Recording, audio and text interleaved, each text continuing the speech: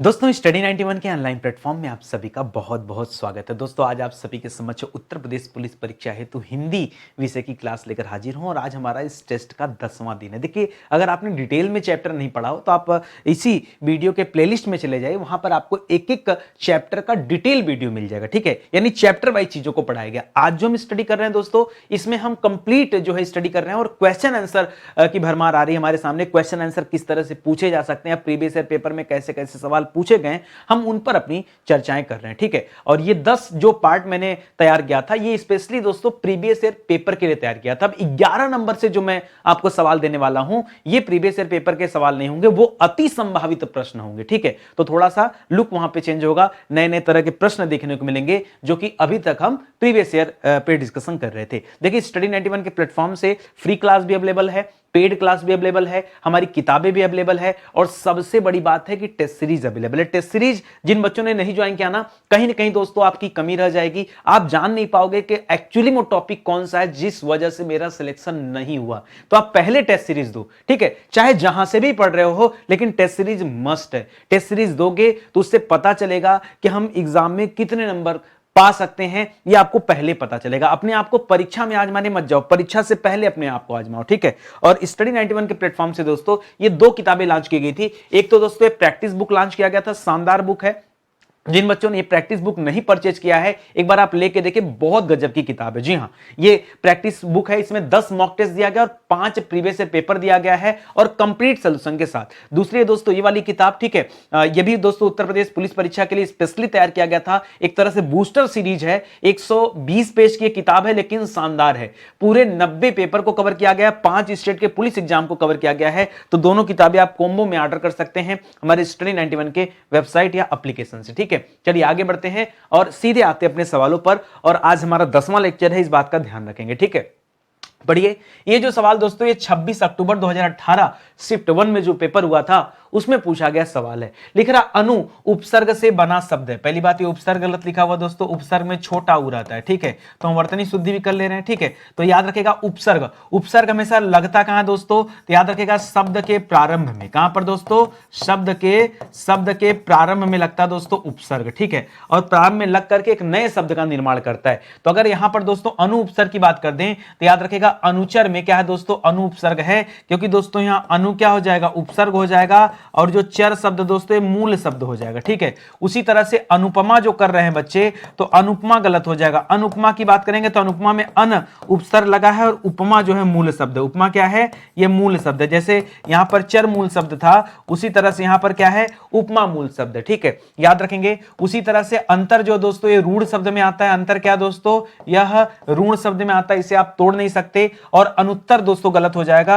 अनुत्तर में क्या हो जाएगा दोस्तों, अनधन उत्तर, न के नीचे हलंत दीजिएगा, अनधन उत्तर बराबर क्या हो जाएगा, अनुत्तर हो जाएगा। यहां उत्तर क्या दोस्तों, मूल शब्द आएगा। ठीक है, और यहां अनुपसर्ग आएगा, न कि अनुपसर्ग आएगा। देखिए, मैं जब कोई चीज पढ़ाता हूं ना, तो मेरा कॉन्सेप्ट ये होता है दोस्तों कि मैं चारों ऑप्शन की व्याख्या इस प्रकार कर दूं कि बच्चे के मन में कहीं कोई सवाल न रह जाए। कई लोग कहते हैं कि सर आप लाइव क्यों नहीं पढ़ाते। अरे भाई, लाइव पढ़ाता तो यही पूछ पूछ करता, यहां मैं बिना पूछे बता दिया आपको। ठीक है, अगले सवाल पर ध्यान दीजिए और स्पीड में काम कीजिए। ठीक है, क्योंकि आपको इतनी स्पीड बनानी है जितनी स्पीड परीक्षा में बननी चाहिए। ठीक है, भुलक्कड़ शब्द में किस प्रत्यय का प्रयोग हुआ, प्रत्यय कहां लगता है दोस्तों, जिस तरह से उपसर्ग शब्द के प्रारंभ में लगता है, उसी तरह से प्रत्यय शब्द के अंत में लगता है। कहां लगता है दोस्तों, प्रत्यय जो है ये शब्द के अंत में लगता है। तो भुलक्कड़ जब अंत में लगेगा तो भू तो होगा नहीं और ड़ भी नहीं होगा। यहां क्या दोस्तों, भुलक्कड़ में अक्कड़ प्रत्यय, भुलक्कड़ में क्या है, अक्कड़ प्रत्यय। ठीक है, तो ये भी याद रखेगा। यहां भी बढ़िया सवाल हो जाएगा।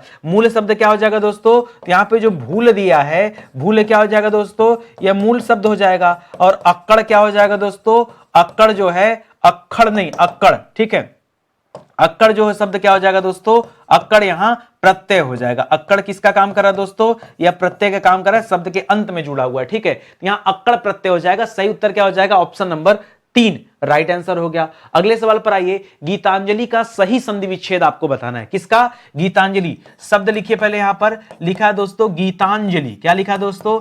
गीतांजलि। ठीक है, तो गीतांजलि में दोस्तों याद रखिएगा, गीता क्या हो जाएगा? मूल शब्द हो जाएगा, और अंजलि यहां पर क्या आ जाएगा? ये हो जाएगा। ठीक है, अंजलि। ठीक है, यही अ जाकर इस त पे लगता है तो तांजलि बन जाता है। ठीक है, अ तो याद रखिएगा, यहां पर आ था, यहां पर अ था। ठीक है, और आ और अ मिलकर दोस्तों क्या हो जाएंगे? अंग था ना, तो यहां याद रखेंगे, यहां अंग की मात्रा लग जाएगी। ठीक है, तो याद रखिएगा, फिलहाल ये अ और अ मिलकर आ बन जाते हैं, आप इसका ध्यान दीजिए। ठीक है, ये इंपॉर्टेंट आपके लिए। तो यहां पर संधि कौन सा आ जाएगा दोस्तों? यह दीर्घ स्वर संधि का एग्जांपल है। किसका दोस्तों? यह अगर संधि भी पूछ लेता तो क्या बताते? दीर्घ स्वर संधि। तो गीता और अन्य तो होगा नहीं, गीत और जली भी नहीं होगा। गीता के ऊपर बिंदी दे दिया दोस्तों, इस वजह से ये वाला पॉइंट गलत हो गया। ठीक है, ठीक है, और गीत धंजलि ये भी दोस्तों गलत हो गया। मुझे लगता है टाइपिंग एरर है दोस्तों। 3 नंबर ऑप्शन में ना क्या होना चाहिए दोस्तों? गीता धन अंजलि। क्या होना चाहिए दोस्तों? गीता धन अंजलि होना चाहिए, तब जाके सही होता। मैं क्यों जबरदस्ती सही करूं? अगर टाइपिंग एरर है, यहां पर देख सकते हैं पॉइंट यहां लगा, यहां क्या कह दिया? ताक ऊपर बिंदी दे दिया ना, यही गलती है, यही गलती है। ठीक है, तो हमें तो 100% चीजें पढ़नी, एकदम सही सही पढ़नी है, हम तो बहकावे में नहीं आ सकते ना। तो इसको याद रखेगा, अगर ऐसा होता तो सही होता। तो एक बार आप देख लीजिएगा कि आपके पेपर में कैसे क्या दिया था। अगला सवाल देखिए, सभी मिलकर स्कूल जाता है, इसका शुद्ध रूप क्या होगा? इस वाक्य का ये बताना है। ठीक है, तो सभी मिलकर स्कूल जाता है तो नहीं समझ में आ रहा है। ठीक है, सभी मिलकर स्कूल गए, सभी मिलकर स्कूल गए। देखिए मैं बताऊं, मिलकर नहीं, मिलकर जो शब्द है गलत है। ठीक है, जैसे हम लोग कहते हैं ना कि गंदगी मत फैलाइए, मत कोई शब्द नहीं होता है, न फैलाइए शब्द होता है। क्या होता है? न फैलाइए। तो ऐसे तमाम गलतियां होती रहती हैं। तो मिलकर नहीं, साथ क्या होना चाहिए दोस्तों? साथ। मिलकर उतना सटीक नहीं, सभी मिलकर साथ स्कूल जाते हैं, साथ दे दिया तो मिलकर नहीं रहेगा, सभी मिलकर स्कूल जाते हैं, सभी साथ स्कूल जाते हैं। ठीक है, सभी साथ स्कूल जाते हैं, ये दोस्तों क्या हो जाएगा? बिल्कुल परफेक्ट आंसर होगा। बाकी का जो ऑप्शन दिया है ये गलत ऑप्शन दिया है। ठीक है, चलिए आगे बढ़ते हैं। लिखा है रसोई घर में दोस्तों कौन सा समास है? आइए देखते हैं। शब्द क्या लिखा दोस्तों? शब्द लिखा है रसोई घर। अगर मैं आपसे कहूं दोस्तों कि आप इसका क्या कर दीजिए? समास विग्रह कर दीजिए। अगर मैं यहां पे कहूं कि यहां इसका क्या कर दिया जाए? समास विग्रह कर दिया जाए, तो समास विग्रह करने पर क्या मिलेगा? रसोई के लिए घर। क्या मिलेगा दोस्तों? रसोई घर मतलब रसोई के लिए घर, यही मिलेगा ना। और के लिए क्या है दोस्तों? ये तो संप्रदान है। क्या है दोस्तों? संप्रदान है। तो यहां पर आ जाएगा उत्तर हमारा संप्रदान तत्पुरुष। क्या आ जाएगा दोस्तों? यह किसका एग्जाम्पल हो जाएगा? यह संप्रदान तत्पुरुष कारक का एग्जाम्पल हो जाएगा। यहां अव्ययी भाव दोस्तों गलत है। अव्ययी भाव कब होता? जब पहला पद अव्यय होता। क्या होता दोस्तों? जब पहला पद अव्यय होता, तब जाके अव्ययी भाव समास होता है। जैसे लिखा रहता यथावत, तो यथावत में यथा क्या है? अव्यय है। जैसे लिखा रहता प्रतिकूल, तो प्रतिकूल में क्या है? प्रति दोस्तों अव्यय है। या फिर देता प्रतिदिन, वहां भी प्रति अव्यय है, तब हम करते हैं। ठीक है, यहां तत्पुरुष समास, और आपसे तो तत्पुरुष पूछा है, मैंने तो आपको और डिटेल बता दिया कि तत्पुरुष के अंदर जब जाएंगे तो यहां संप्रदान तत्पुरुष मिलेगा। ठीक है, द्विगु मत करेगा। द्विगु में क्या होता है दोस्तों? याद रखेंगे, पहला पद संख्यावाची होता है। क्या होता है दोस्तों? पहला पद संख्यावाची हो जाता है, ये आप याद रखेंगे। और द्वंद्व में क्या होता है दोस्तों? दोनों पद प्रधान हो जाते हैं। ठीक है, दोनों पद प्रधान हो जाते हैं। किसमें? द्वंद्व समास में। जैसे आपने कहा माता पिता, तो माता और पिता दोनों पदों की प्रधानता है। भाई बहन, दादा दादी, चाचा चाची, मामा मामी, सत्य असत्य, झूठ सच, है कि नहीं? इस तरह से लाभ हानि, आय व्यय, ये सब क्या है दोस्तों? दिन रात, ये सभी क्या है दोस्तों? याद रखेंगे, ये आपका द्वंद्व समास आ जाएगा यहाँ पे। ठीक है, आई बात समझ में? चलिए आगे बढ़ते हैं। लिख रहा मैं खाता हूं, इसका कर्मवाच्य क्या होगा? अभी जो लिखा दोस्तों मैं खाता हूं, मैं पे पहले बिंदी दीजिए यहाँ पे। ठीक है, मैं खाता हूं, तो मैं क्या दोस्तों? अभी तो ये वाक्य देखेंगे तो कर्तृवाच्य में। ठीक है, ये वाक्य क्या है दोस्तों? कर्तृवाच्य में। क्यों? क्योंकि यहां कर्ता की प्रधानता दिखाई जा रही है। और कर्मवाच्य बनाने के लिए क्या करना होगा आपको कर्म की प्रधानता दिखानी होगी। क्या दिखानी पड़ेगी? कर्म की प्रधानता दिखानी पड़ेगी। और मैं खाता हूं, ठीक है, तो अब देखिए कैसे होगा। मुझसे खाया जाता था, यहां दोस्तों था लिख के गड़बड़ कर दिया, क्योंकि मामला वर्तमान का है, तो आप भी वर्तमान में रहिए, अपने मन से भूत और भविष्य मत चले जाइए। ठीक है, मेरे से खाया जाता है, मेरे से दोस्तों, तेरे से, मेरे से, ये तो पहले से गलत है। मुझसे खाया नहीं जाता है, यह भी गलत हो जाएगा, तो भाववाचक चला जाएगा। मुझसे खाया जाता है तो याद रखिएगा मैं खाता हूं या मुझसे खाया जाता है, यह क्या हो जाएगा दोस्तों, एक कर्मवाचक की प्रधानता यहां मिल गई। ठीक है, मुझसे खाया जाता है या मेरे द्वारा खाया जाता है, यह भी हो जाता। ठीक है, मुझसे की जगह अगर यह लिखा रहता कि मेरे द्वारा, क्या लिखा रहता, मेरे द्वारा खाया जाता है, तो भी जवाब आपका सही हो जाता और ये जवाब भी सही है। ठीक है, तो ऑप्शन नंबर 4 जो है दोस्तों ये बिल्कुल सही जवाब हो जाएगा। आई बात समझ में? एक एक सवालों को बहुत ध्यान से देखे, बहुत बारीक नजर से देखे। ठीक है, और देखिए कि परीक्षा में कैसे सवाल उलझन पैदा करता है।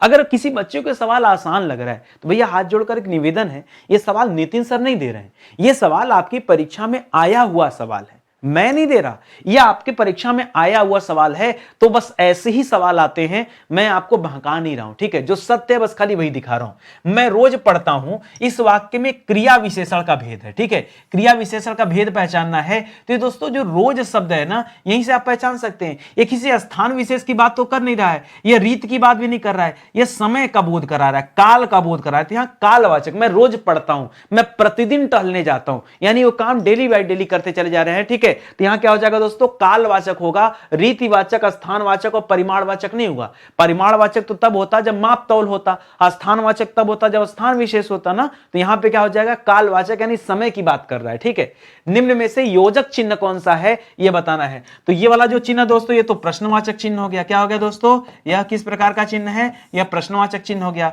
ये वाला चिन्ह दोस्तों इसे विस्मयादि बोधक चिन्ह कहते हैं, विस्मयादि बोधक चिन्ह कहते हैं। ठीक है, और ये जो हो गया दोस्तों तीसरा वाला सिंबल, यही क्या दोस्तों, योजक चिन्ह। क्या दोस्तों, योजक चिन्ह, तो यही सही जवाब हो जाएगा। ठीक है, और ये वाला क्या दोस्तों, ये हिंदी में आप हमेशा अथवा या फिर या के लिए यूज करते हैं ना। जैसे आप लिखते हैं, क्या कुछ भी लिखते हैं अथवा या के लिए, तो याद रखेगा तब आप ऐसा चिन्ह इस्तेमाल करते हैं। योजक के लिए फिलहाल आप याद रखें, योजक चिन्ह का प्रयोग कब करते हैं, जैसे लिखा आपने दिन रात, खास करके जो द्वंद्व समास वाले होते हैं ना, वहां पे आप ज्यादातर यूज करते हैं। जैसे लिखा आपने सुख दुख, क्या लिखा, सुख दुख, तो बीच में योजक चिन्ह डाला। ठीक है, या लिखा दोस्तों थोड़ा सा, थोड़ा सा, तो यहां भी दोस्तों योजक चिन्ह पड़ गया। तो ऐसे करके दोस्तों योजक चिन्ह का प्रयोग किया जाता है। चलिए आगे बढ़ते हैं। घी के दिए जलाना, इस मुहावरे का अर्थ क्या है यह बताना है। तो घी के दिए जलाना, अभी आपका सिलेक्शन हो जाए तो आपके माँ बाप को सबसे ज्यादा खुशी मिलेगी। जितनी खुशी आपको नहीं होगी ना, उससे ज्यादा खुशी आपके माँ बाप को होगी, आपके घर परिवार को होगी, और वो घी के दिए जलाएंगे। ठीक है, तो नॉर्मली तो तेल के दिए जलते हैं, लेकिन जब ज्यादा खुशी, ज्यादा प्रसन्नता होता है, परिवार में ज्यादा आनंद का माहौल होता है, तो घी के दिए जलाए जाते हैं। तो घी के दिए से संबंध दोस्तों रोशनी करने से नहीं है, खुशी मनाना या प्रसन्न होना। हाँ, ये देखिए बड़ा अच्छा पॉइंट दे दिया। अब बच्चा परीक्षा में परेशान कि सर घी के दिए जलाना, ये हम क्या कहें, खुशी मनाना कहें या प्रसन्न होना कहें। देखिए आप कई बार प्रसन्न होते हैं, लेकिन प्रसन्न होने का तात्पर्य घी के दिए जलाने से नहीं है। जब कोई ऐसा वकेशन हो, कोई ऐसा कार्य हो, जब दोस्तों जिसकी वजह से लोग खुश हो, आपके सिलेक्शन की वजह से परिवार खुशी मना रहा है, तो खुशी मनाने को दोस्तों हम क्या कहते हैं, घी के दिए जलाना। यहां प्रसन्न होना, आनंदित होना, इससे नहीं मतलब है, खुशी मनाना, जाहिर करना, उसके लिए घी के दिए जलाए जाते हैं। तो यहां देखिए परीक्षा में बहुत डाउट हो जाता है कई बार ना। अब सोचिए बच्चे को पता कि पहला चौथा तो कंफर्म उत्तर नहीं, लेकिन दूसरे तीसरे में परेशान हो जाते हैं, और गलती से जब दिमाग ना ऐसे समय में गलत जवाब ही ढूंढ लेता है, तीसरे नंबर पे टिक करके चले आते हैं। तो ध्यान दीजिएगा और अलर्ट रहिएगा। ठीक है, आगे बढ़िए। लोकोक्ति का सामान्य अर्थ क्या है। लोकोक्ति, मुहावरे एवं लोकोक्तियां। ठीक है, लोकोक्तियां मतलब लोगों के द्वारा कही गई उक्ति, कही गई बात। उक्ति का तात्पर्य क्या, बात से। तो लोक की उक्ति, लोक की बातें। ठीक है, लोगों का लेख और अच्छी बात, ये तो नहीं होगा। अब बच्चा यहां परेशान, बच्चा समझता कि उक्ति मतलब बातें होती तो बातें कर ले, लेकिन जब साफ तौर पे दे रहा कि लोक की उक्ति, तो सीधा आप यही जवाब दो ना, क्या मतलब लोक की बातें करने से। ये अलग बात है कि उक्ति का अर्थ क्या होता है दोस्तों, उक्ति का अर्थ बात होता है। ठीक है, लेकिन जब साफ तौर पे दोस्तों यहां उक्ति दे रहा है, तब आप बात की तरफ मत जाओ। इन केस अगर उक्ति शब्द नहीं देता, कुछ और देता, तब हम ऑप्शन नंबर 2 चूज कर लेते कि लोक की बातें। ठीक है, तो याद रखेंगे ये सही हो जाएगा। आगे बढ़िए। चमक उठी सन 57 में, वो तलवार पुरानी थी, खूब लड़ी मर्दानी, वह तो झांसी वाली रानी थी। बताइए, इसमें रस का भेद पूछ रहा दोस्तों। देखिए भक्ति रस का भाव तो है नहीं इसमें क्या दोस्तों, वीर रस का भाव है, हास्य रस का भी नहीं है, श्रृंगार रस का भी नहीं है। ठीक है, अच्छा भक्ति रस में दोस्तों कभी कभी दोस्तों याद रखेंगे आपसे पूछ देता है कि इसमें स्थाई भाव कौन सा है दोस्तों, तो याद रखेगा भगवत विषयक है। क्या होता है दोस्तों, इसमें भगवत विषय का आता है। उसी तरह से वीर रस में क्या आ जाता है दोस्तों, उत्साह का भाव होता है। उसी तरह से हास्य रस में हास का भाव होता है। उसी तरह से श्रृंगार, सही कर लीजिएगा, ये कंप्यूटर से लिखने में थोड़ा दिक्कत होता है। श्रृंगार रस का स्थाई भाव क्या होता है दोस्तों, रति हो जाता है। क्या हो जाता है, रति। ये आप याद रखेंगे। आइए कुछ मुद्दे की बात करते हैं। ये जो चमक उठी सन 57 में, और तलवार पुरानी थी, खूब लड़ी मर्दानी, वह तो झांसी वाली रानी थी, बुंदेले हर बोलो के मुख हमने सुनी कहानी थी, खूब लड़ी मर्दानी, वह तो झांसी वाली रानी थी। ये किसके द्वारा लिखा गया दोस्तों, याद रखेगा, यह लिखा गया है सुभद्रा कुमारी चौहान जी के द्वारा। किसके द्वारा, सुभद्रा कुमारी चौहान जी के द्वारा। ठीक है, और इनकी रचना का नाम क्या दोस्तों, याद रखेगा, इनकी रचना का नाम है झांसी की रानी। झांसी की रानी इनकी प्रसिद्ध कृतियों में से दोस्तों झांसी की रानी का नाम आता है। चलिए, सुभद्रा कुमारी चौहान का नाम आ रहा है, तो आप मुझे कम से कम इनकी एक दो रचनाओं का नाम और बताओ। झांसी की रानी तो है ही है, इसके अलावा दोस्तों कम से कम एक दो रचनाओं का नाम और बताओ। तो एक प्रसिद्ध इनकी रचना दोस्तों, वीरों का कैसा हो वसंत, आप मत भूलिएगा कभी। ठीक है, वीरों का कैसा हो वसंत। यहां भी दोस्तों कई सवाल यहां से पूछे जाते हैं, तो याद रखेंगे। ठीक है, आइए आगे बात करते हैं। चौपाई के प्रत्येक चरण में कितनी मात्राएं होती है, चौपाई के प्रत्येक चरण में। ठीक है, आइए तो चौपाई से संबंधित हम कुछ बातें बता देते हैं जो परीक्षा में बार बार पूछा जाता है। पहली बात, चौपाई में चरण कितने होते हैं दोस्तों, तो याद रखेगा चौपाई में 4 चरण होते हैं। कितने चरण होते हैं, 4 चरण होते हैं। दूसरी बात, चौपाई में मात्राएं कितनी होती है दोस्तों, तो चौपाई में कुल मिला के 16 मात्राएं होती है। कुल कितनी मात्राएं होती है दोस्तों, 16 मात्राएं होती हैं। तीसरी बात है, चौपाई जो दोस्तों यह सम मात्रिक छंद का उदाहरण है। किसका उदाहरण है, सम मात्रिक छंद। सर कभी आप बताते हो सम मात्रिक छंद, कभी आप बताते हो अर्धसम मात्रिक छंद। अरे अर्धसम हम दोहा में बताए थे, यहां चौपाई में थोड़े बताए थे। तो सम मात्रिक यानी जहां मात्रा समान हो जाए। अच्छा, कहां कहां सर मात्रा समान होती है, मान लीजिए पूछ दे तो आप क्या बताएंगे, चौपाई में मात्रा समान होती है, रोला में मात्रा समान होती है, गीतिका में मात्रा समान होती है, कुछ तो लिख लीजिए, हरि गीतिका में मात्राएं समान होती हैं। तो ये सभी क्या होता है दोस्तों, ये सम मात्रिक छंद कहे जाते। उसी तरह से अगर परीक्षा में पूछे आपसे अर्धसम मात्रिक छंद, क्या पूछे, अर्धसम मात्रिक छंद, तब आपका जवाब क्या होगा दोस्तों, पेन चेंज कर देता हूं यहां पे। अगर आपसे अर्धसम मात्रिक छंद पूछेगा ना, तब आप अपना जवाब दीजिएगा दोहा होता है,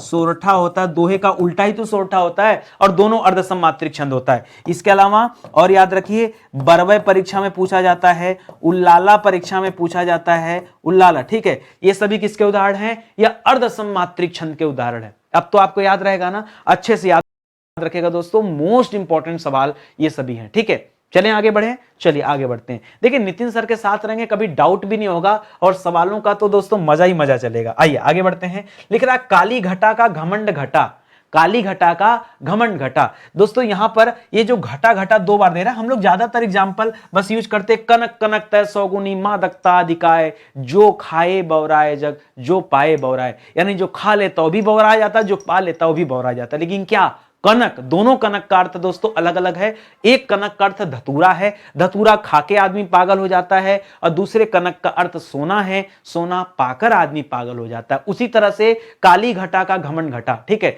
तो काली घटा यानी जो काली घटा, काले बादल है दोस्तों, यहां घटा का तात्पर्य बादल है, और एक घटा का तात्पर्य दोस्तों घटना है। इसी तरह से हम पढ़ते हैं 3 बेर खाती थी वो 3 बेर खाती है। ठीक है, 3 बेर मतलब 3 बेर का फल, और 3 बेर मतलब 3 बार खाती है। ठीक है, तो याद रखेगा दोस्तों, देखी श्याम घनश्याम को नाच उठे वन मोर। ठीक है, इसका अर्थ क्या होता है, श्याम का मुखड़ा काला है, मोर को लगता है कि कृष्ण नहीं वो काले बादल हैं, और उन्हीं को देख के नाचना शुरू कर दिया। ठीक है, तो यहां भी इन जितना एग्जाम्पल मैं आपको दिया हूं, ये सभी यमक अलंकार के अंतर्गत आते हैं। ये आप याद रखेगा, किसके अंतर्गत आते हैं, यमक अलंकार के अंतर्गत आते हैं। अब देखिए, आप कभी कभी परीक्षा में दोस्तों 2 चीजें पढ़ते हैं, एक पढ़ते दोस्तों शब्दालंकार, और एक पढ़ते दोस्तों अर्थालंकार। ठीक है, क्या पढ़ते हैं, शब्दालंकार शब्दालंकार और अर्थालंकार, याद है ना, शब्द और अर्था। लेकिन सर हमेशा इस चीज में कंफ्यूज आते हैं कि शब्दालंकार के भेद कौन कौन से हैं और अर्थालंकार के भेद कौन कौन से हैं। तो आइए उस भेद को मैं आपको बताता हूं ताकि आपको अच्छे से याद हो जाए, ठीक है। जब कभी आप शब्दालंकार की बात करते हैं दोस्तों, तो शब्दालंकार में आप अनुप्रास अलंकार की बात करते हैं, ध्यान दीजिए, अनुप्रास की बात करते हैं, आप यमक अलंकार की बात करते हैं, आप श्लेष अलंकार की बात करते हैं। किसकी बात करते हैं? श्लेष अलंकार की, ठीक है। आप वक्रोक्ति अलंकार की बात करते हैं, वक्रोक्ति, ठीक है। आप विप्सा अलंकार की बात करते हैं। किसमें दोस्तों? ये सभी किसके भेद हैं? ये शब्दालंकार के भेद हैं, ठीक है। उसी तरह से जब आप अर्थालंकार की बात करते हैं तो आप किसकी बात करते हैं? आप उपमा अलंकार की बात करते हैं, आप रूपक अलंकार की बात करते हैं, आप उत्प्रेक्षा अलंकार की बात करते हैं, आप अतिशयोक्ति अलंकार की बात करते हैं। क्या? अतिशयोक्ति अलंकार की बात करते हैं। आप जो है संदेह अलंकार की बात करते हैं, संदेह अलंकार। आप भ्रांतिमान अलंकार की बात करते हैं, भ्रांतिमान अलंकार। आप मानवीकरण अलंकार की बात करते हैं, मानवीकरण, ठीक है। ये सभी किसके अंतर्गत आते हैं दोस्तों? ये अर्थालंकार के अंतर्गत आते हैं। तो शब्दालंकार और अर्थालंकार, ये दोनों चीजें दोस्तों आपसे परीक्षा में बार बार पूछा जाता है, इसलिए आप इसे भी याद रखेंगे। कहीं कोई कंफ्यूजन नहीं है ना? ठीक है, अब तो अच्छे से याद रखेंगे ना। चलिए आगे बढ़ते हैं। वर्णों के दोस्तों कितने भेद होते हैं? तो वर्ड हम लोग बचपन से पढ़ते चले आए दोस्तों कि वर्ड के मुख्यतः दो भेद होते हैं। कितने भेद होते हैं दोस्तों? दो भेद होते हैं। एक तो होता है दोस्तों स्वर, दूसरा होता है दोस्तों व्यंजन। क्या होता है दोस्तों? स्वर और व्यंजन। स्वर में भी दोस्तों मूल स्वर की बात आती है, तो मूल स्वर में ऐ, अ, ई, उ और री आते हैं, ठीक है। ये मूल स्वर होते हैं, जिसे हम क्या कहते हैं दोस्तों? मूल स्वरों को हम हर्स्व स्वर भी कहते हैं, ठीक है, क्योंकि इसमें एक मात्रा का स्वर लगता है। दूसरा होता है दोस्तों दीर्घ स्वर। क्या आता है? दीर्घ स्वर। दीर्घ स्वर में क्या आता है? बड़ा आ जाता है, बड़ा ई आ जाता है, बड़ा उ आ जाता है, और क्या आ जाता है दोस्तों? और क्या आ जाता है? और ए, ऐ, ओ, औ आ जाता है। क्या आ जाता है? ए, ऐ, ओ और अ आ जाता है, ठीक है। ये आप याद रखेंगे। अंग और अह जो है दोस्तों वो अयोगवाह कहे जाते हैं, ठीक है। अयोगवाह, क्या कहते हैं उन्हें? अयोगवाह, ठीक है। किसे दोस्तों? अंग और अह को क्या कहते हैं? अयोगवाह कहते हैं, याद रखेंगे। तो यहां पर आपका उत्तर क्या हो जाएगा? 2 हो जाएगा, क्योंकि स्वर और व्यंजन के बारे में ही पूछ रहा है, ठीक है। ये सारे तथ्य आप याद रखेंगे। उसी तरह से क से लेकर म तक वर्गीय व्यंजन या स्पर्शी व्यंजन कहे जाते हैं, जिसमें कंठ स्वर आता है, तालु स्वर आता है, मूर्धा स्वर आता है, और क्या आता है? दंत स्वर आता है और ओष्ठ स्वर आता है। उसके बाद अंतस्थ व्यंजन में यर, लव और सख, सह, उष्ण व्यंजन में आता है, ठीक है। और छत्र, ग्र, स्र ये आते हैं दोस्तों संयुक्त व्यंजन में। इस तरह से दोस्तों आप पढ़ते हैं। चलिए आगे बढ़ते हैं, अगले सवाल पर आते हैं। निम्नलिखित में से कौन सा शब्द स्त्रीलिंग है? ठीक है, देखिए मालिक शब्द तो स्त्रीलिंग है नहीं, क्योंकि मालिक का स्त्रीलिंग क्या होता है दोस्तों? मालकिन होता है। क्या होता है दोस्तों? मालकिन होता है। कहार का स्त्रीलिंग क्या हो जाता है दोस्तों? कहारिन हो जाता है। क्या हो जाता है? कहारिन। पाठक का स्त्रीलिंग क्या हो जाता है दोस्तों? पाठक का पाठिका हो जाता है। यहाँ क्या आ जाएगा दोस्तों? योग का, ठीक है। योग का पुलिंग दोस्तों क्या होता है दोस्तों? ये योगी जो है ये पुलिंग शब्द है, ठीक है। योगी जो है पुलिंग शब्द है, और योगिनी जो है दोस्तों ये स्त्रीलिंग शब्द है, ठीक है। चलिए अगर आपको इतना आता है तो मैं आपसे एक सवाल पूछता हूं कि आप मुझे बताओ, ऋषि शब्द तो दोस्तों पुलिंग है, लेकिन ऋषि का स्त्रीलिंग क्या होता है? वो सोच समझ के दिमाग से जवाब देना।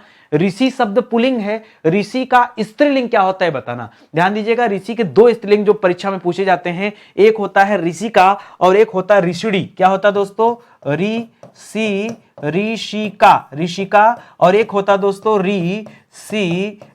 ऋषिड़ी। ऋषिका और ऋषिड़ी याद रखेगा दोस्तों। ये ऋषि के लिए दोस्तों क्या होता है? यह स्त्रीलिंग शब्द है, यह आप याद रखेंगे। आई बात समझ में? तो परीक्षा में पूछा जाता है इस लेवल का सवाल, ध्यान देंगे, ठीक है। बाकी क्यों गलत है वो तो आप समझ ही गए होंगे, ठीक है। आइए आगे बढ़ते हैं अगले सवाल पर। लिख रहा पुल्लिंग शब्द का चयन कीजिए। आइए इस बार पुल्लिंग बताते हैं। तो नायिका तो स्त्रीलिंग शब्द दोस्तों, नायिका का पुल्लिंग क्या हो जाएगा? नायक हो जाएगा। लेखिका का पुल्लिंग क्या हो जाएगा दोस्तों? लेखक हो जाएगा, लेखक हो जाएगा। वधु का पुल्लिंग क्या हो जाएगा दोस्तों? वर, वधु, तो वर हो जाएगा। धावक शब्द दोस्तों क्या है? पुल्लिंग है, और धावक का क्या हो जाएगा दोस्तों? धाविका हो जाएगा। क्या हो जाता है? धाविका हो जाएगा। और धाविका शब्द जो है दोस्तों ये आपका स्त्रीलिंग शब्द है। धाविका क्या दोस्तों? धावक का धाविका हो जाएगा, और धाविका जो शब्द है यह स्त्रीलिंग शब्द है, ठीक है। ध्यान देंगे स्टडी 91 के प्लेटफॉर्म से हम लोगों ने टेस्ट सीरीज लॉन्च किया। मैंने आपसे बताया कि टेस्ट सीरीज क्यों इंपॉर्टेंट है। बिना टेस्ट सीरीज के कभी भी आप अपने आप को सही तरीके से भांप नहीं सकते। और यहां टेस्ट सीरीज दोस्तों, इससे सस्ती टेस्ट सीरीज आपको कहीं मिलने वाली नहीं है। याद रखेंगे 99 रुपीज में दोस्तों ये पूरी की पूरी 200 टेस्ट सीरीज मिल रही है, जिसमें आपको मॉक टेस्ट भी मिल रहा है, प्रीवियस ईयर पेपर का सोल्यूशन भी मिल रहा है, करंट अफेयर का टेस्ट भी मिल रहा है और सेक्शन वाइज टेस्ट भी मिल रहा है। आप मुझे बताओ इससे ज्यादा क्या चाहिए आपको।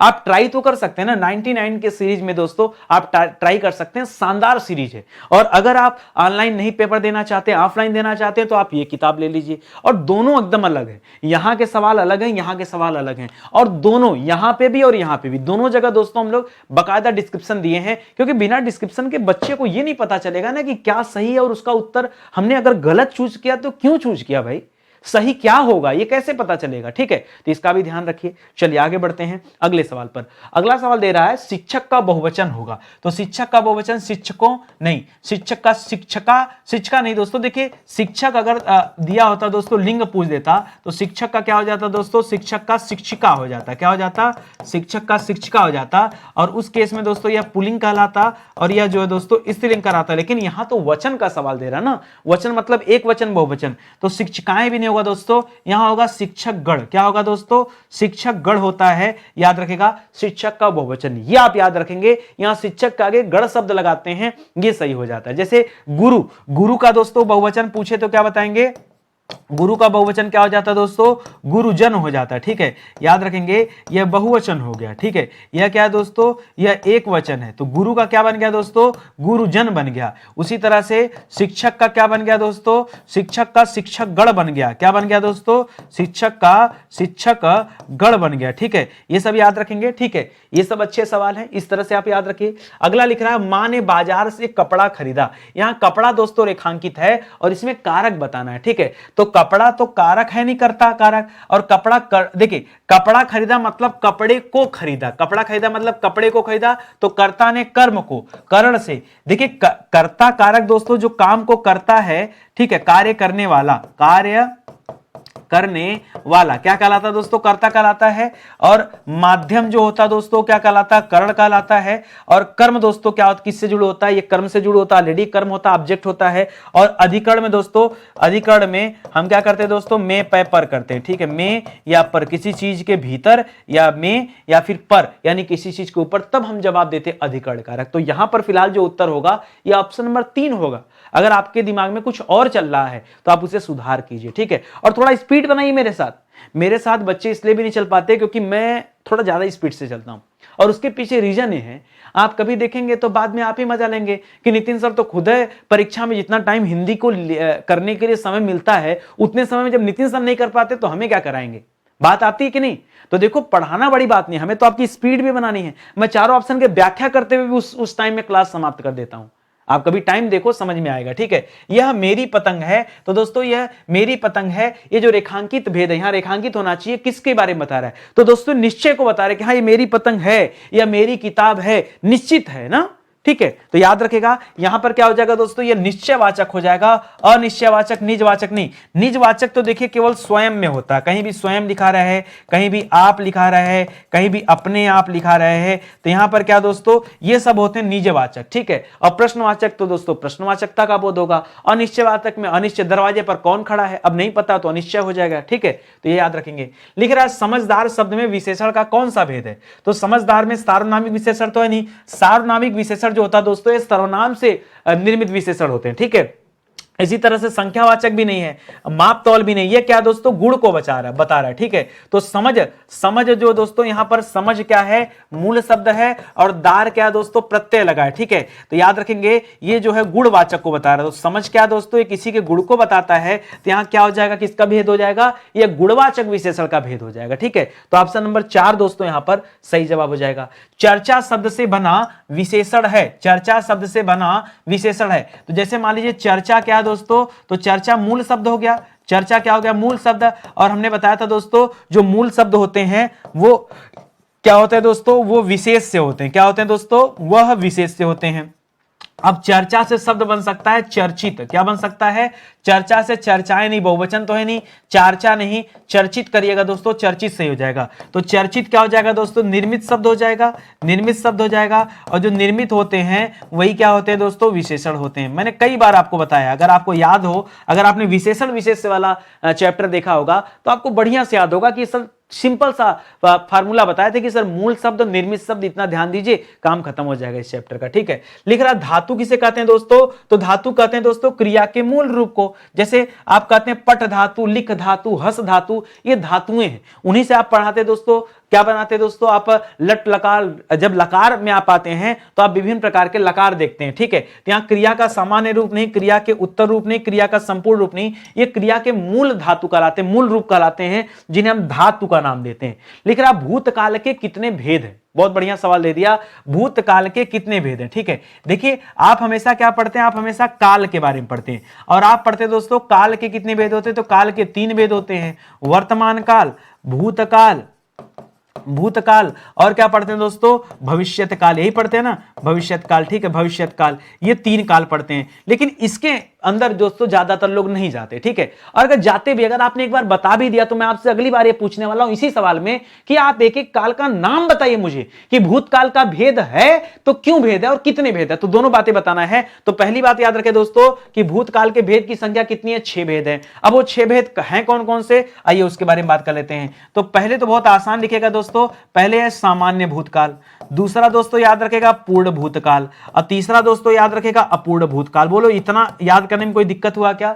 सर ये तो बहुत आसान है। सामान्य भूतकाल, पूर्ण भूतकाल मतलब जहां क्रिया क्या हो गया? समाप्त हो गई हो, जहां क्रिया चल रही हो, जैसे बरसात हो रही थी तो बंद नहीं हुई थी, तो यहां अपूर्ण भूत हो जाएगा। ठीक है, बच्चा सो गया था यानी सो चुका था तो पूर्ण भूत हो जाएगा। ठीक है, ये हो गया। अब हो जाएगा अगले बार में, अगले बार में आता दोस्तों चौथे नंबर पे आसन्न भूत। क्या आता दोस्तों? आसन्न भूत, जो काम अभी अभी हुआ, मैं अभी अभी, बच्चा अभी अभी खाना खाकर सो गया। ठीक है, तो आसन्न भूत हो जाएगा। इसके बाद क्या हो जाएगा? 5वें नंबर पे याद रखेगा संदिग्ध भूत। क्या आ जाएगा दोस्तों? संदिग्ध भूत आएगा। और 6ठे नंबर पे आएगा दोस्तों हेतु हेतु मद भूत। क्या आएगा दोस्तों?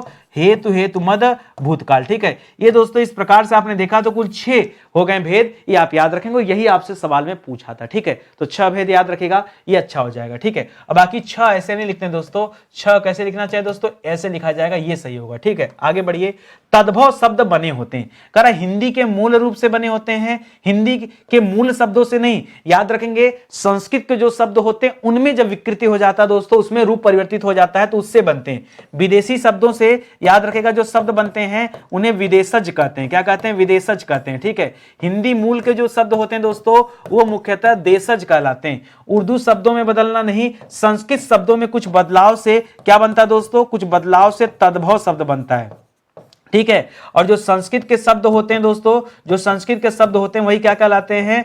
तत्सम शब्द कहलाते हैं। जैसे आपने कहा आम्र, तो आम्र क्या है? तत्सम शब्द है, और आम्र का तद्भव क्या हो गया? आम हो गया, तब जाके बनता है। ठीक है, इसको याद रखेगा। आगे बढ़िए, कह रहा है कि तत्सम शब्द पहचानिए। आइए बताते हैं दोस्तों तत्सम कौन सा है। एक तरफ लिख लेते हैं तत्सम, ना क्या करना है ऐसे कर लेते हैं। ठीक है, एक तरफ तत्सम और एक तरफ दोस्तों तद्भव कर लेते हैं ताकि कंफ्यूजन ना रहे। तो यहां पर जो निद्रा शब्द दे रहा दोस्तों, यही तत्सम दे दिया, पहला ही तत्सम मिल गया। निद्रा का क्या हो जाएगा दोस्तों? निद्रा का नींद हो जाता है। आई बात समझ में? कान दोस्तों क्या है? तद्भव शब्द है, और कान का तत्सम क्या हो जाएगा दोस्तों? कर्ण हो जाएगा। मोर भी दोस्तों तद्भव शब्द है, मोर का तत्सम क्या हो जाएगा? मयूर हो जाएगा। बंदर भी दोस्तों क्या है? तद्भव शब्द है, बंदर का क्या हो जाता है? वानर हो जाता है। आई बात समझ में? तो 3 ऑप्शन तो गलत हो गए, एक ही सही हुआ, वो है निद्रा। और आपसे पूछा भी क्या था दोस्तों? तत्सम पूछा था, बता दिया आपने तत्सम। आई बात समझ? चलिए आगे बढ़ते हैं। कह रहा पर्याय शब्दों में कौन सा समूह सही नहीं है? ठीक है, पाठशाला, विद्यालय, स्कूल, ये तो सही है। नारी, महिला, औरत, अच्छा ये भी सही है। आपसे पूछा दोस्तों क्या सही नहीं है ना, क्या सही नहीं है? तो दोस्तों ये तो सत्य कथन है, यह सत्य दिया है। और नारी, महिला, औरत दोस्तों यह भी सत्य है। पहाड़, पर्वत, पुस्तक दोस्तों यह सत्य है। आग, अग्नि, अनल दोस्तों यह भी सत्य है। ठीक है, यह भी सत्य है, क्योंकि पहाड़ के अलग पर्यायवाची होते हैं भाई। पहाड़ को शैल कहा जाता है, पहाड़ को पर्वत कहा जाता है, पहाड़ को नग भी कहा जाता है। है, ठीक है, ये सब हो जाता है। और पहाड़ को ये सब हो जाए, पुस्तक को पोथी कहा जाता है, तो पुस्तक को पहाड़ पर्यायवाची तो है नहीं, इसलिए ऑप्शन नंबर 3 दोस्तों चूज कर लिया। तो ज्यादातर बच्चों ने सही भी किया होगा। आगे बढ़िए, इनमें से सही विलोम युग्म कौन सा है वो बताइए। आदान का प्रदान, ये सही हो जाएगा। आदान का निदान गलत है, प्रदान का विधान गलत है, आदान का समाधान गलत है। समाधान का क्या हो जाता है दोस्तों, समस्या समाधान। समस्या का उल्टा क्या हो जाता है दोस्तों, समाधान हो जाता है। और आदान का प्रदान हो जाता है, ठीक है, तो याद रखेंगे। और शब्द के अनेकार्थी शब्द का समूह क्या है, और को क्या कहते हैं, अन्य, उसका। और को और का मतलब अन्य और उसका नहीं होता, दूसरा और तथा, दूसरा और तथा। अच्छा, देख सकते हैं कि और आ जाए, सब परंतु नहीं, परंतु और अपना नहीं। यहां दूसरा और तथा करिएगा, ये दोस्तों और का ही अर्थ होता है, ठीक है। और का अर्थ क्या होता है, जैसे आपने कहा ना कि और दूसरा बताइए, ठीक है, और एग्जाम्पल दीजिए सर, तो दूसरा एग्जाम्पल दीजिए, ठीक है, तो ये आप कह सकते हैं। जो काम करना कठिन हो उस वाक्यांश के लिए एक शब्द बताइए। जो कार्य करना क्या दोस्तों कठिन है उसे क्या कहते हैं, उसे दुष्कर कहते हैं। जो काम करना कठिन हो उसे क्या कहते हैं दोस्तों, दुष्कर कहते हैं। दूभर दोस्तों याद रखेगा, यह एक तरह का देशज शब्द है। अगर आपके सामने दुष्कर न दिया होता तब आप इसे चूज कर सकते थे। और कठिन और असंभव, जो संभव न हो उसे असंभव कहते हैं। जो संभव न हो, जो संभव न हो उसे क्या कहते हैं, उसे असंभव कहते हैं, ठीक है। आगे बढ़िए, पक्षी पेड़ों पर अपना बनाते हैं, क्या बनाते हैं, नीर बनाते नहीं। नीर तो दोस्तों जल को कहते हैं, किसे कहते हैं, जल को कहते हैं, पानी को कहते हैं, ठीक है। नीम दोस्तों, ये दोस्तों एक वृक्ष का नाम है, ठीक है, याद रखिएगा। नीड़, नीड़ का अर्थ क्या होता है दोस्तों, घोंसला। नीड़ का मतलब क्या होता है, घोंसला होता है, घोंसला, ठीक है, घोंसला, ठीक है, याद रखेंगे। एक रचना दोस्तों, नीड़ का निर्माण फिर, नीड़ का निर्माण फिर, ठीक है, ये दोस्तों किसकी रचना है, याद रखेंगे, ये हरिवंश राय बच्चन जी का रचना है। किसकी रचना है दोस्तों, हरिवंश राय बच्चन जी की कृति है दोस्तों। पूछता हम लोग बचपन में पढ़ते थे इसके बारे में, याद रखेंगे। और नींद भी नहीं होगा दोस्तों, ये भी गलत ऑप्शन है। तो इस सवाल का सही उत्तर क्या हो जाएगा, नीड़ हो जाएगा। नीड़ किसे कहते हैं दोस्तों, नीड़ घोंसला को कहते हैं, घोंसला को कहते हैं, ठीक है। लिख रहा है जयद्रथ वध, ये किसकी रचना है, जयद्रथ वध दोस्तों किसकी रचना है, लिख रहा है जयशंकर प्रसाद जी की, नहीं, जयशंकर प्रसाद जी की प्रमुख कृतियों में क्या क्या आता है दोस्तों, तो याद रखेगा जयशंकर प्रसाद की प्रसिद्ध कृतियों में सबसे प्रसिद्ध तो कामायनी आता है, आंसू आता है, लहर आता है, ठीक है। और क्या आता दोस्तों, अजात शत्रु आता है, ठीक है। ध्रुव स्वामिनी आता है, ऐसे तमाम रचनाएं हैं, लेकिन इनकी रचना जयद्रथ वध नहीं है। अब दूसरा नाम क्या दिया दोस्तों, मैथिली शरण गुप्त। जी हां दोस्तों, जिन्हें भारत का राष्ट्र कवि कहा जाता है, यह बिल्कुल सही जवाब है, मैथिली शरण गुप्त की रचना है, ठीक है। मैथिली शरण गुप्त की रचना बताइए। इनकी प्रसिद्ध कृतियों में दोस्तों साकेत आता है, पंचवटी आता है, जयद्रथ वध आता है। क्या आता है दोस्तों, जयद्रथ वध, ये इन्हीं की रचना है। सूर्यकांत त्रिपाठी निराला की बात कर दें तो याद रखेगा इनकी प्रसिद्ध कृतियों में दोस्तों कुकुरमुत्ता का नाम आता है, ठीक है। सबसे प्रसिद्ध कृति में दोस्तों, ये बार बार आपसे परीक्षा में पूछा जाता है कुकुरमुत्ता के बारे में, तो इसको भी याद रखेगा कुकुरमुत्ता। बाकी और भी है, जैसे परिमल आता है, गीतिका आता है, परिमल है, गीतिका है। एक तुलसीदास भी इन्हीं की रचना है। कौन सी रचना दोस्तों, तुलसीदास, इनकी रचना का नाम है। परीक्षा में आता तो बच्चा कंफ्यूज हो जाता है, ठीक है। सुमित्रानंदन पंत की बात कर दें तो याद रखेगा लोकायतन, ठीक है, लोकायतन। और क्या दोस्तों, कला और बूढ़ा चांद, बूढ़ा चांद, ये किसकी रचना दोस्तों, ये सुमित्रानंदन पंत जी की रचना। और एक रचना और है दोस्तों चिदंबरा भी किसकी रचना है, वो भी इन्हीं की रचना है, तो इसको भी याद रखेगा, चिदंबरा, ठीक है, ये भी दोस्तों पंत जी की रचना है, इसको याद रखेंगे। तो फिलहाल जो हमारा सही उत्तर है ऑप्शन नंबर 2 हमारा राइट आंसर हो गया। अतीत के चलचित्र, ये किसकी रचना, अतीत के चलचित्र, ये महादेवी वर्मा की रचना है, ठीक है। और महादेवी वर्मा की और रचना का नाम क्या दोस्तों, तो और रचना में नीरजा का नाम आता है, निहार का नाम आता है, रश्मि का नाम आता है, किसका नाम आता है, रश्मि का नाम आता है। और क्या आता दोस्तों, यामा का नाम आता है, संध्या गीत का नाम आता है, क्या है, संध्या गीत। ये सब रचनाएं किसकी दोस्तों, ये सब महादेवी वर्मा जी की रचनाएं। अयोध्या सिंह उपाध्याय हरिऔध, इन्हें क्या कहते हैं दोस्तों, इन्हें हरिऔध भी कहते हैं, ठीक है। और हरिऔध जी की प्रसिद्ध रचना कौन सी है दोस्तों, तो 2-3 रचनाएं एकदम स्पेशली दोस्तों आप याद रखिएगा, जैसे वैदेही वनवास याद रखिएगा, मोस्ट इंपॉर्टेंट, ठीक है, वैदेही वनवास से याद रखेगा, ठीक है। चुभते चौपदे याद रखेगा, चुभते चुभते चौपदे। अच्छा, चुभते चौपदे भी इन्हीं की रचना है और चोखे चौपदे भी इन्हीं की रचना है। और लिखिएगा दोस्तों ठेठ हिंदी का ठाठ, ठेठ हिंदी का ठाठ, वो भी दोस्तों इन्हीं की रचना है, ठीक है, याद रखेंगे। सियाराम शरण गुप्त भी आपका सही जवाब नहीं होगा। सियाराम शरण गुप्त की रचना दोस्तों कौन सा है, मुझे तो याद नहीं आ रहा है। सूर्यकांत त्रिपाठी निराला की मैंने आपको बता ही दिया कि कुकुरमुत्ता याद रखेगा, कुकुरमुत्ता याद रखेगा, ठीक है। परिमल याद रखेगा, अनामिका याद रखेगा, परिमल याद रखेगा, अनामिका याद रखेगा, देखिए दिमाग में आता रहता है। अनामिका याद रखेगा, गीतिका याद रखेगा, तुलसीदास याद रखेगा, ये सारी रचना इनकी हो जाएगी। सियाराम शरण गुप्त की एक रचना दोस्तों उन्मुक्त, क्या रचना है दोस्तों, उन्मुक्त, ठीक है। और रचना मेरे दिमाग में नहीं आ रहा है, तो कई सारी रचनाएं उन्मुक्त, ठीक है, इसको याद रखेंगे, सियाराम शरण गुप्त जी की रचना है, ठीक है। देखिए जो पॉपुलर लेखक रहे, ठीक है, जैसे सत्यवादी हरिश्चंद्र हो गए, जैसे तुलसीदास हो गए, जैसे सूरदास हो गए, जैसे कबीरदास हो गए, ठीक है, चाहे वो किसी भी काल के हों, चाहे भूषण जी हो जाएं, ठीक है, तो ये सारी रचनाएं याद होती है। लेकिन कुछ नए राइटर हैं दोस्तों, जितना आप पढ़ोगे उतना ज्यादा याद होगा, नहीं तो फिर स्किप हो जाएगा दिमाग से। एक चीज और बताना चाहूंगा, स्टडी 91 के प्लेटफॉर्म से अलग अलग विषय की क्लास भी दी जा रही है। मैथ की क्लास शाम को 7 बजे ले सकते हैं, रीजनिंग की क्लास 12 बजे ले सकते हैं, जीएस की क्लास प्लेलिस्ट में आकर 10 बजे ले सकते हैं, हिंदी की क्लास रात को 8 बजे चली रही है। पेड कोर्सेज भी हमारे पास अवेलेबल है और अभी पेड कोर्स के ऊपर दोस्तों किताब मुफ्त में दी जा रही है, या आप इस किताब को कॉम्बो में भी ऑर्डर कर सकते हैं। साथ ही साथ दोस्तों हिंदी के लिए एक स्पेशल किताब हमारे पास है, पूरे 634 पेज की किताब है, ठीक है, और ये शानदार सी किताब है दोस्तों, जबरदस्त, ठीक है। संपूर्ण हिंदी दोस्तों इसमें 6000 प्रश्नों के साथ, कितना, 6000 प्रश्नों के साथ, ठीक है, और एकदम अपडेटेड किताब है। चैप्टर डिटेल में भी दिया गया है और 6000 सवाल भी अलग से दिए गए हैं। हमारी सुपर सेलिंग बुक है, नाम है अपनी हिंदी, नाम तो सुना ही होगा आपने, अपनी हिंदी। नहीं आपके पास, इसको ले लीजिए, पूरे भारत का कोई भी एग्जाम दीजिए जहां हिंदी आती हो तो निश्चित रूप से दोस्तों इस किताब से चीजें आएंगी ही आएंगी, ठीक है, क्योंकि इतने विस्तृत सिलेबस में दोस्तों इस किताब को तैयार किया गया ना कि फंसना ही फंसना है, बाहर नहीं जाने वाला कुछ, ठीक है। चलिए सेशन दोस्तों आज यहीं समाप्त होता है। उम्मीद करता हूं आपको अच्छा लगा होगा। अच्छा लगा हो तो प्लीज आप सबसे पहले चैनल को सब्सक्राइब कर लीजिए, क्योंकि तभी आपके पास नोटिफिकेशन जाएगा, आपको पता चल पाएगा कब कौन सी क्लास दी जा रही है, नहीं तो फिर पता नहीं चलेगा, कंफ्यूजन में रहेंगे हमेशा, ठीक है। और हमेशा के प्लेलिस्ट में चीजें पढ़ा कीजिए, कब कौन सी क्लास दी जाती, बहुत चक्कर में पड़े, सीधा प्लेलिस्ट में आइए, आपके काम की चीजें सारी बनी हुई हैं, आप उस प्लेलिस्ट में जाके सीधे वीडियोस को देख सकते हैं, ठीक है। तो सेशन ही समाप्त होता है। आप लाइक कमेंट जरूर कीजिएगा, आपसे हाथ जोड़कर विनम्र निवेदन है।